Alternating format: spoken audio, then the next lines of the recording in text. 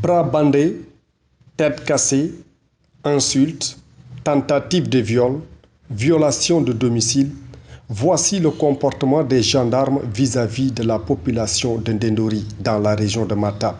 Après la violente manifestation datant du 30 septembre 2020, Mamadou Dem, le secrétaire général du collectif, dans un communiqué de presse, a dénoncé le comportement des hommes de tenue qu'il qualifie d'animosité. Nous sommes aujourd'hui sur le point de vous retracer l'historique de l'événement du 3 octobre 2020 que l'on qualifie de dérapage et de manque de retenue des hommes de tenue.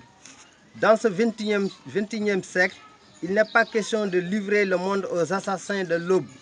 C'est vous dire qu'après la marche du 30/09/2020, initiée par Fouta Insoumis, nous sommes restés patausés dans l'ambiguïté d'une affaire qui ne dit pas son nom.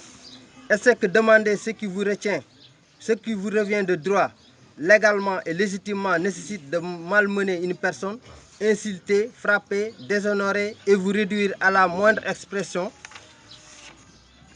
des mots.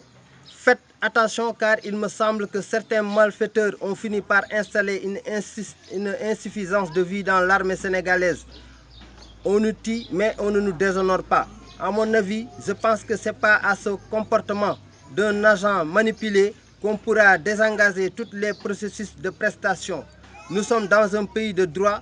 Pour qu'il y ait un État fort, il nous faut des hommes responsables, intelligents, car l'intelligence, comme le disait Kalaparade, est la capacité de résoudre par la pensée des problèmes nouveaux. C'est tout à fait ignominieux, incroyable qu'un gendarme poursuive une personne dans une maison et plus particulièrement dans les toilettes, et en le faisant, il oublie de son apprentissage le plus élémentaire, la violation de domicile. Après avoir listé quelques promesses non tenues par le gouvernement du Sénégal, le collectif lance un appel au président de la République et aux ministres concernés d'ouvrir une enquête sur la bavure policière, mais aussi sur l'exploitation minière dans la région de Matam. Nous faisons un appel solennel au président de la République et aux ministres concernés d'ouvrir une enquête en termes de nuisances faites aux populations impactées afin d'apporter un bref délai de correction nécessaire. Je vous remercie.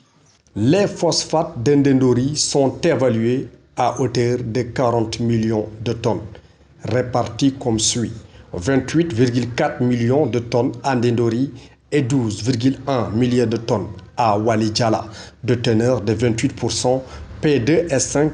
Le collectif nous rappelle que depuis les travaux de François Zaké en 1936, la population de Ndendori ne vit que de calvaire et que le gouvernement n'a pas toujours répondu à leurs attentes.